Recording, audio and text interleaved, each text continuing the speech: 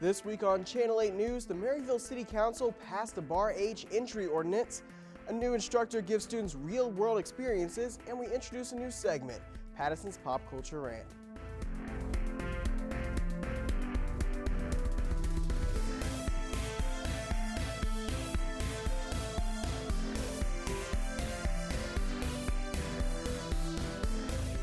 Welcome to Channel 8 News. I'm Andrew Benson. Thank you for joining us. Wells Hall recently welcomed a new faculty member to the Northwest campus. Head of Development for Mainline Pictures, Justin Ross, is joining Northwest to replace an opening in the Mass Media and Communication Department. Justin Ross will teach video production courses for the spring semester. Reporter Adam Bocart has more on that story. My latest big break was being able to work on Texas Chainsaw 3D and kind of earn the respect of the producer on the show. To the extent that I was able to earn the title of associate producer by the time I was done. Having a Hollywood producer on campus is exciting, but having a Hollywood producer teach your class on cinematography will excite any student in Wells Hall. The treatment is a hard thing to do. In fact, getting to this point is arguably the hardest. Finding inspiration, finding your character, finding your story, finding that beat. And the university approached me a few months ago about the open position. Specifically the one vacated by Matt Rao. They were attempting to find a permanent replacement, but wanted to take their time in doing so to make sure that they found a great applicant, not just someone to fill the hole. A 2003 graduate of Northwest, Ross is familiar with the curriculum and teaching style of this department, but teaching a class is much different than working through it. I have the highest respect for actual professors that have worked hard and trained over the years to hone their craft and to be a very effective communicator.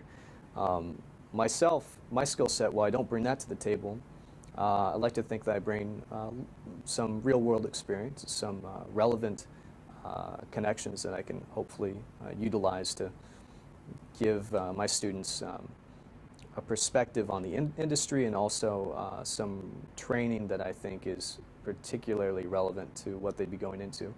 Sharing that real-world experience is a lesson that all students can appreciate. I enjoy having a teacher here that's a producer because we can actually get an in-depth experience of what it's like in the industry, and he can teach us what is there now and what is expected when we get there. But the transition from a producer in California to an instructor in Missouri is not an easy one. The weather. For sure the weather was the hardest part. I think anybody who spends enough time in a warm climate like myself, and I've been in Los Angeles for 6 years. Before that I was in Florida for 2 years doing my master's degree, and so I'm thoroughly acclimated to being a wuss. But for the next 3 months, he'll be braving the weather and educating students with his first-hand knowledge and experience. For KNWT and Channel 8 News, I'm Adam Bocart. Idea, and then I'm going to commit, I'm going to move forward. But right now is where you guys have actually done that. You're locking it in, and we're moving forward onto the script. Thanks, Adam. Northwest Missouri State Center for Innovation and Entrepreneurship has been designated as a Missouri Innovation Center. The Missouri Innovation Center is a resource for commercializing state innovations. The program provides assistance to entrepreneurs in early-stage technology-based ventures. The Missouri Technology Corporation designated the title. Last Monday, the Maryville City Council passed an ordinance that will raise the bar age from 19 to 21. The ordinance will take effect July 1st. Channel 8 News reporter Haley Hill has more on that story. Last Monday, the Maryville City Council gathered to discuss the possible bar age ordinance that would raise the bar age entrance from 19 to 21. This ordinance is just one of many in which the council is trying to pass to promote health within the community. Many voiced their concerns at the meeting, including students, business owners, and parents. 40% of our patrons were minors, 60% of our patrons were of age. That's a pretty good mix. That's not a few young people hanging out with a group of much older people. These are the same people that go to class together every day, they eat together, they're roommates. The ordinance passed with a 4-1 vote and takes effect July 1st, 2014. Under this ordinance, you must now be 21 to enter a bar within the city limits of Maryville. This will also mean that anyone under the age of 21 will no longer be permitted to dine at an establishment that makes 50% of their sales in alcohol without a parent or guardian present. Mick Hoaxie, owner of Molly's, feels the council should have done more research of the issue before voting. 25 to 40% minors to over 21 ratio. If you ask somebody off the street, probably is, do minors need to be in the bar? And off the top of your head, usually that answer would be no. But, in Maryville, it's kind of a different situation, not at Molly's, for example, everybody comes here. We've been in business 11 years, and a lot of the people that come here to dance and hang out, and it's just a good meeting place for everybody to socialize with their peers, those that want to be in this kind of an environment.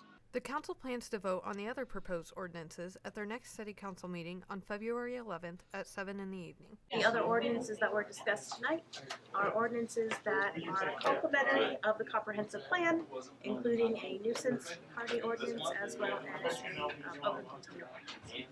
Reporting for Channel 8 News, this is Haley Hill. Thanks, Haley.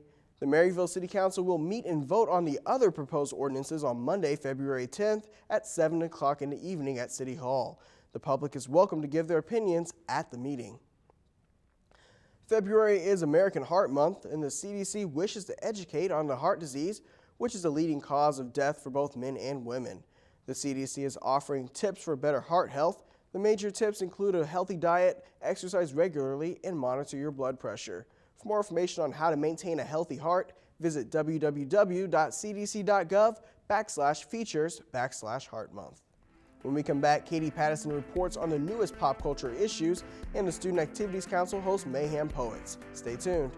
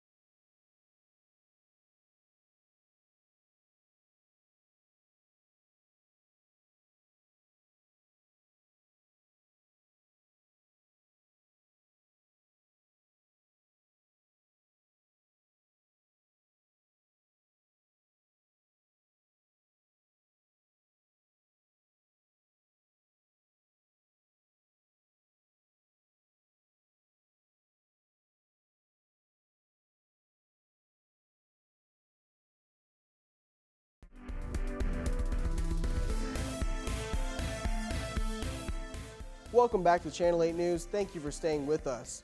3 candidates announced their plans to run for the Maryville City Council. Rachel Martin, Tim Shipley, and Adam Switzer will run. The current members, Mayor Jim Fall and Councilman Ron Moss, will not run for re-election. Both open positions hold a 3-year term. Well, we are now introducing a new weekly segment, Patterson's Pop Culture Rant. Katie Patterson will report weekly on pop culture issues. This week, Katie rants on what society thinks is breaking news. Bieber fever. Katie?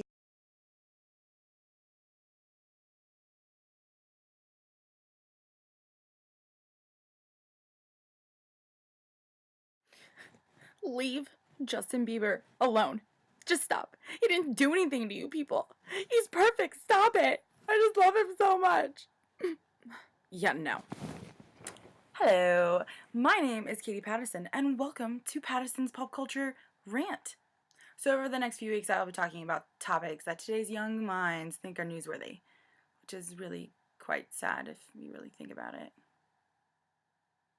Anyways, as you can tell, I'm kicking off with the whole Bieber fever crap and his dramatic life of growing up and being a child star.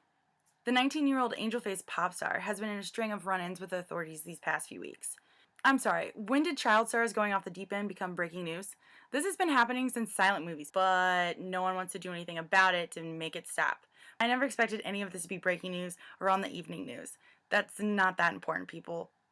You need to get your priorities straight. I mean, I saw this picture on Occupy Democrats' Facebook page. There's a petition going around that they want to deport Justin Bieber, which is quite funny. There's over 200,000 signatures. But as a petition demanding an investigation, just an investigation, on why toxic chemicals were being dumped in West Virginia's water supply, there's less than 500. That story alone should just be blowing your mind. But I do know this will be the last time I ever talk about Justin Bieber, because his music sucks. That should be your big thing. Listen to better music. See you later. Thanks, Katie. First graders at Eugene Field Elementary School are sharing the classroom with some new friends this year. Therapy dogs Lazarus, Moses, and Magellan are part of the Animal Reading Friends program. The program is run by special education teacher Beth Googe. The dogs come into the classroom 2 times a week to help students with reading. SAC is hosting Mayhem Poets this Tuesday. The event will feature theater-trained, comedically gifted poets. The event is free to students and located in the J.W. Jones Student Union. For more information, contact the Student Activities Council. Northwest Athletics invites the student body to join the Championship Trophy Tour. The tour will begin on February 21st in St. Louis, Missouri. The tour will end February 28th in Kansas City, Kansas. For more information on times and locations, visit the Northwest website. Well, that's all the time we have for this week. If you have any questions or concerns, look us up on Facebook at www.facebook.com/KNWT8 or on Twitter at KNWT8 News.